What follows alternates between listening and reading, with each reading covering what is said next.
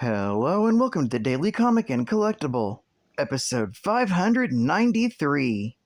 Now today, the collectible of the day is the Hasbro Toys Marvel Legends series, Wakanda Forever, Atuma Build-A-Figure Wave, Namor Action Figure. The ruler of Talokon, an ancient civilization hidden in the depths of the ocean, Namor will stop at nothing to protect his people. This 6-inch scale collectible figure of Namor emerges in the MCU and Marvel Legends with this premium 1/12 scale inspired by Marvel Studios' Black Panther, Wakanda Forever. Namor features extensive articulation for dynamic posability and movie-authentic deco and detailing inspired by the movie. From the wings of his ankles to his elaborate neckpiece and armbands. Accessories include the Marvel Legends Namor figure, an alternative set of hands, and the Undersea Monarch's spear, as seen in the MCU. Namor also includes an Atuma Build-A-Figure piece. Collect the set to create your own Atuma action figure.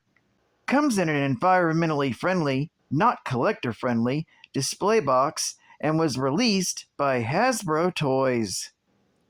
Now, the comic of the day is Amazing Spider-Man, Volume 1, Issue number 214, with a cover date of March 1981.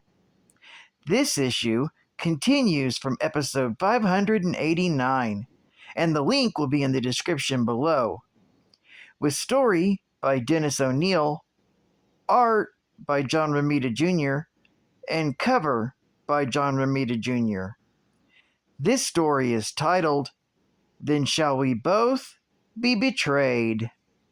This story continues from the last issue, when Spider-Man was attacked by the Wizard at his apartment building, and was forced to evacuate the tenants when the villain lit the building on fire.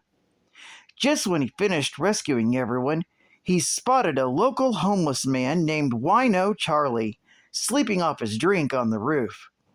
Trying to save him, Spider-Man leaps back onto the roof of the building, only for the roof to collapse under his feet. Luckily, both Spider-Man and Wino Charlie fall on a neighbor's waterbed, which the wall crawler uses to keep themselves wet and escape the blaze. Surprisingly, Wino Charlie slept through the entire ordeal, so Spider-Man leaves him in an alley to sleep off his drunk. Not far away, the Wizard and his mysterious confidant are furious that Spider-Man managed to evade their trap. His associate is unimpressed and tells the Wizard that he must now help her get revenge against her enemy as part of the conditions of breaking him out of prison. The following morning, Peter Parker checks in at the Fifth Avenue Hotel, where the insurance company is putting up all the tenants in the building. As he waits for the elevator, he sees a man and whom he believes he can identify as the next-door neighbor who's been singing country music late at night. He assumes as such because the man looks like a country western singer. He wishes this tenant would be as timid and unassuming as the much shorter man standing next to him. Peter is surprised at the size of the hotel room and the amount of luxury that was afforded.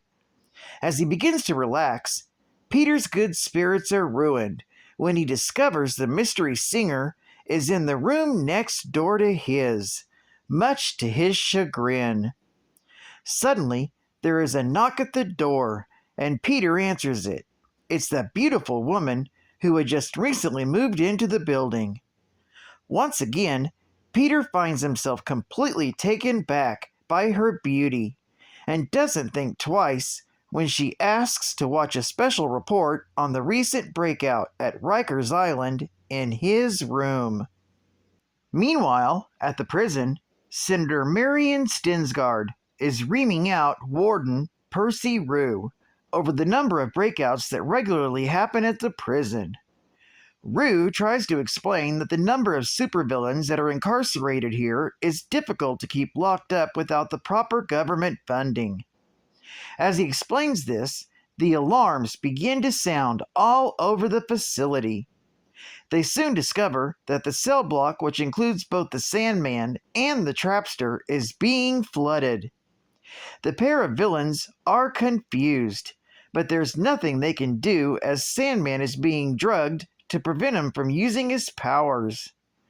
Before they are in over their head in water, the wall of their cell breaks open, and they are swept out into the ocean.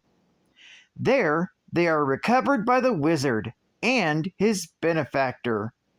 As they make their escape, they are witnessed by an Atlantean scout. Recognizing who the wizard's ally is, the scout heads back to Atlantis to warn his ruler, Prince Namor. Back on shore, the reunited members of the Frightful Four listen to the wizard and their new allies' plan to get revenge against their enemies. At that moment, the scout reports back to the Submariner, who vows to go to the surface world and deal with this situation on his own. Back in Manhattan, Spider-Man web-slings across the city. He's puzzled by how he acts around this new neighbor. As he heads back to the hotel, he spots the Submariner crash into the room where the woman in question is staying. Namor demands to know what the woman is doing, but the woman plays dumb. Spider-Man enters the room and, thinking that Namor is attacking a helpless woman, attacks the Atlantean monarch. Namor fights back, but Spider-Man manages to slip outside with the woman. The web-slinger lures Namor onto an adjacent rooftop, where their brawl continues. Spider-Man has the advantage due to the fact that Namor's time away from the water is slowly weakening him. However, when the web spinner demands answers, the Submariner arrogantly refuses to explain himself. Spider-Man makes a serious mistake when his next lunge sends both crashing through the water tower, restoring the Submariner's strength. As the two continue their battle, the Frightful Four and their ally, who reveals herself to be Namor's foe, Lyra, make their presence known. While the two heroes are distracted, the wizard blasts both of them with a specially made weapon for this occasion. As Spider-Man and Namor writhe in pain, the Frightful Four stand over them, gloating over their victory and the apparent demise of their foes. This story is continued in The Amazing Spider-Man, issue number 215. Geek Fact. In this issue, Spider-Man recounts his previous encounter with the Submariner. That happened in Amazing Spider-Man, issue number 211, from December of 1980. Bonus Geek Fact. Lyra was the secret partner working with the wizard in issue number 213 that we covered in episode 589. Lyra states that she's seeking revenge against the Submariner after her last defeat at his hands. That was in Submariner, Volume 1, issue number 50, from June of 1972. Advertising Ad Fact. Marvel Comics Group presents The former X-Men. Hey kids, we're back again, and we've killed all the X-Men. Really? Except Kitty, and she's real small. Coming soon to the newsstands, The Uncanny X-Men, issue number 142. And final Geek Fact. Lyra was the daughter of Lyran, a member of the water-breathing Homo Mermani, and Rhonda Morris. Lyran was captured from the ocean by employees of Morris to be exhibited in the Morris Oceanarium. Rhonda fell in love with the fishman, and they were married. Shortly after Lyran was killed by a shark while saving Rhonda's life, Rhonda gave birth to their daughter, Lyra. As Lyra grew into adolescence, she developed schizophrenia, believing that when she changed her skin color, she became another person.